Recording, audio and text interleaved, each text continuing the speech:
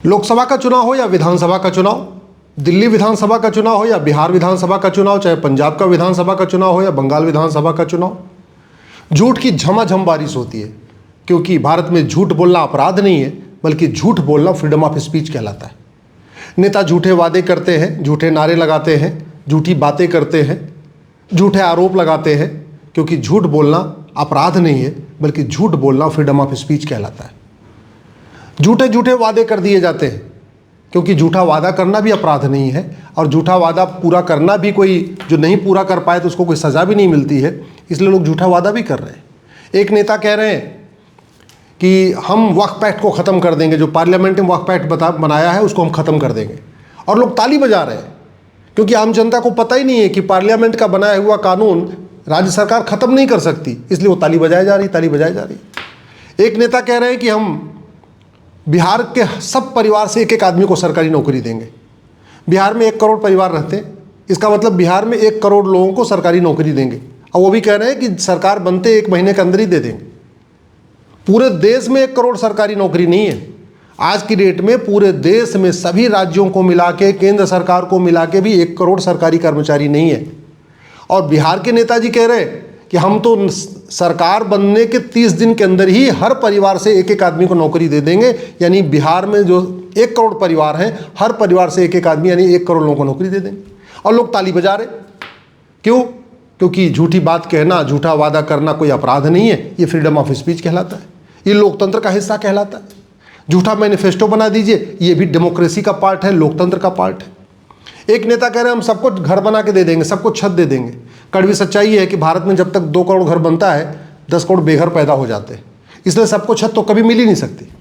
एक कह रहे हैं हम गरीबी खत्म कर देंगे, बेरोजगारी खत्म कर देंगे, वो कभी हो ही नहीं सकता। क्योंकि जब तक 2 करोड़ लोगों को रोजगार मिलता है, 10 करोड़ बेरोजगार पैदा हो जाते। तो सब झूठ कहते नहीं, झूठी लाई झूठा चबैना, झूठी बातें, झूठे इरादे, झूठे वादे, सब कुछ चल रहा है। क्योंकि भारतीय न्याय संहिता में झूठ बोलना अपराध नहीं है, और न झूठ पकड़ने के लिए भारत में नार्को पॉलीग्राफ ब्रेन मैपिंग कानून है। ऑस्ट्रेलिया में, अमेरिका में, दुनिया के कई देशों में, सिंगापुर में झूठ बोलना जघन्य अपराध है, 10 से 20 साल सजा होती है, और झूठ पकड़ने के लिए नार्को पॉलीग्राफ ब्रेन मैपिंग कानून भी बना हुआ है। पिछले 75 वर्षों से इलेक्शन रिफॉर्म के ऊपर इतनी चर्चा हुई। सुप्रीम कोर्ट ने कहा इलेक्शन रिफॉर्म करो, बहुत सारे फॉर्मर चीफ इलेक्शन कमीशन ने कहा इलेक्शन रिफॉर्म करो, बहुत सारी कमेटीज़ ने कहा इलेक्शन रिफॉर्म करो, पार्लियामेंट्री स्टैंडिंग कमेटी ने कहा इलेक्शन रिफॉर्म करो, लॉ कमीशन ने कहा इलेक्शन रिफॉर्म करो। बहुत सारी रिपोर्टें भी बन गई, गोस्वामी कमेटी रिपोर्ट बनी, लॉ कमीशन की रिपोर्ट बनी, कृष्णमूर्ति कमेटी की रिपोर्ट बनी, दुनिया भर की रिपोर्टें बनी। सारी रिपोर्टें धूल फाँक रही हैं। अब तक जितनी रिपोर्टें बनी हैं, वेंकटचलिया कमीशन की रिपोर्ट बनी थी, सब धूल फाँक रही हैं। कभी इलेक्शन रिफॉर्म के ऊपर जितनी रिपोर्ट बनी है, जितने कमीशन बने हैं, जितने एक्सपर्ट कमेटीज़ बनी हैं, उनके सजेशन को लागू करना तो छोड़िए, पार्लियामेंट में टेबल भी नहीं किया गया कि टेबल करके थोड़ी उस पर चर्चा कर ले। और नतीजा क्या है? ये 1950 और 51 में जो रिप्रेजेंटेशन ऑफ पीपल एक्ट बना था, ये आज भी चल रहा है। सब झूठे चल रहे। कुछ भी वादे कर दो, चंद्रमा को नीचे उतारने का वादा कर दो, सूर्य को नीचे उतारने का वादा कर दो, चंद्रमा को गर्म करने का वादा कर दो, या सूर्य को ठंडा करने का वादा कर दो, कोई फर्क नहीं पड़ता। सब लोकतंत्र का पार्ट है, सब डेमोक्रेसी का पार्ट है, सब फ्रीडम ऑफ स्पीच है, सब फ्रीडम ऑफ एक्सप्रेशन है। कोई चर्चा नहीं। इसमें पिस्ता कौन है? आम जनता। आम जनता नेता के ऊपर भरोसा करती है, और नेता झूठी बातें करते हैं, वो आम जनता ताली बजाती रहती है। 5 साल के लिए सरकार बन जाती, फिर सरकार आती है, फिर झूठी बातें, झूठे इरादे, झूठे मैनिफेस्टो, फिर जनता ताली बजाती रहती है। बिहार का उदाहरण ले लीजिए। नीतीश कुमार जी बहुत ईमानदार हैं, लेकिन और कई बार मुख्यमंत्री हो गए। आप बिहार का मुझे एक जिला बताइए जहां भ्रष्टाचार कम हो गया हो, एक तहसील बताइए जहां भ्रष्टाचार कम हो गया हो, एक डिपार्टमेंट बताइए जहां भ्रष्टाचार कम हो गया हो, एक कोई थाना बताइए जहां भ्रष्टाचार कम हो गया हो, एक कोई तहसील बताइए जहां भ्रष्टाचार कम हो गया हो। तो व्यक्ति के मुख्यमंत्री, ईमानदार व्यक्ति के मुख्यमंत्री बनने से भ्रष्टाचार खत्म नहीं होता। भ्रष्टाचार खत्म होता है जब सिस्टम बदलता है, कानून बदलता है, व्यवस्था बदलती है, नियम बदलता है। बिहार में क्राइम वही चल रहा है, चोरी वही, झपटमारी वही, लूट वही, डकैती वही, घूसखोरी उतनी चल रही है, कमीशनखोरी वैसे ही चल रही है, जमाखोरी वैसे ही चल रही है, मिलावटखोरी ऐसे ही चल रही है, कालाबाजारी ऐसे ही चल रही है, नशा तस्करी, मानव तस्करी एज इट इज चल रही है, घुसपैठिए आज भी आ रहे हैं, फर्जी आधार बनवा रहे हैं, फर्जी राशन कार्ड बनवा रहे हैं, फर्जी ड्राइविंग लाइसेंस बनवा रहे हैं, फर्जी बर्थ सर्टिफिकेट बनवा रहे हैं, फर्जी वोटर ID बना रहे हैं, सब कुछ हो रहा है। बदला क्या? जबकि नीतीश कुमार जी बहुत ईमानदार मुख्यमंत्री हैं। वो ईमानदार हैं, लेकिन चूंकि कानून घटिया है, पुलिस व्यवस्था वही गुलामी वाली, प्रशासनिक व्यवस्था वही गुलामी वाली, न्यायिक व्यवस्था वही गुलामी वाली, झूठ गंभीर अपराध नहीं है, झूठी जांच गंभीर अपराध नहीं है, झूठी गवाही गंभीर अपराध नहीं है, तो एज इट इज सब कुछ चल रहा है। मैं पहले भी कई कर चुका हूं, आज भी रिक्वेस्ट कर रहा हूं, इलेक्शन रिफॉर्म करना ही पड़ेगा। जब तक इलेक्शन रिफॉर्म नहीं होगा तब तक गुंडे, बदमाश, मवाली, तस्कर, माफिया ये पार्षद भी बनेंगे, प्रधान भी बनेंगे, विधायक भी बनेंगे, सांसद भी बनेंगे। जितने भी पाखंडी हैं, अंधविश्वास फैलाने वाले हैं, काला जादू फैलाने वाले, झूठे हैं, मक्कार हैं, जो होमगार्ड बनने लायक नहीं है, जो चपरासी बनने लायक नहीं है, जो सिक्योरिटी गार्ड बनने लायक नहीं है, जो ड्राइवर बनने लायक नहीं है, जो किसी के लायक नहीं है, वो पार्षद बन रहे, प्रधान बन रहे। क्यों? क्योंकि झूठ, भारत में झूठ बोलना, झूठी बात करना, झूठी आरोप लगाना, झूठी गवाही देना कोई अपराध, कोई बात अपराध नहीं है। उस फायदा उठाया जा रहा है घटिया कानून का। इसलिए सरकार को अगर व्यवस्था बदलनी है, देश को बदलना है, भारत को परम वैभव पे ले जाना है, भारत को विश्वगुरु बनाना है, एक विकसित भारत बनाना है, तो सरकार को तत्काल पार्षद, प्रधान, सांसद, विधायक के लिए मिनिमम क्वालिफिकेशन तय करना चाहिए। इस घटिया कानून को खत्म कर देना चाहिए जो 1950-51 में बना था। एक नई भारतीय चुनाव संहिता लागू करना चाहिए और नई चुनाव संहिता में मिनिमम क्वालिफिकेशन होनी चाहिए, मैक्सिमम एज लिमिट होनी चाहिए। जब होमगार्ड की मिनिमम क्वालिफिकेशन हो सकती है, ड्राइवर की मिनिमम क्वालिफिकेशन हो सकती है, सिक्योरिटी गार्ड की मिनिमम क्वालिफिकेशन हो सकती है, चपरासी की मिनिमम क्वालिफिकेशन हो सकती है, क्लर्क की मिनिमम क्वालिफिकेशन हो सकती है, तो सांसद, विधायक, पार्षद, प्रधान के लिए मिनिमम क्वालिफिकेशन क्यों नहीं होनी चाहिए? क्या भारत में अभी पढ़े लिखे लोग नहीं है क्या? पढ़े लिखे लोगों की कमी है क्या? केवल अनपढ़, अनाड़ी गंवारी बचे हुए हैं जो मिनिमम क्वालिफिकेशन तय नहीं हो रही, मैक्सिमम एज लिमिट तय नहीं हो रही? भारत में लोगों की कमी तो है नहीं। जब टीचर बनने के लिए टीटी हो सकता है, इंजीनियर बनने के लिए ऑल इंडिया लेवल पे जेई का एग्जाम हो सकता है, डॉक्टर बनने के लिए ऑल इंडिया लेवल पे नीट का एग्जाम हो सकता है, लॉ करने के लिए ऑल इंडिया लेवल पे क्लैट का एग्जाम हो सकता है, एमबीए करने के लिए ऑल इंडिया लेवल पे कैट का एग्जाम हो सकता है, तो सेना में जाने के लिए एनडीए का एग्जाम हो सकता है, तो पार्षद, प्रधान बनने के लिए, सांसद, विधायक बनने के लिए ऑल इंडिया लेवल पे एग्जाम क्यों नहीं करना चाहिए? क्यों अनपढ़, अनाड़ी, गंवार ही पार्षद, प्रधान बने? क्यों अनपढ़, अनाड़ी, गंवार ही सांसद, विधायक बने?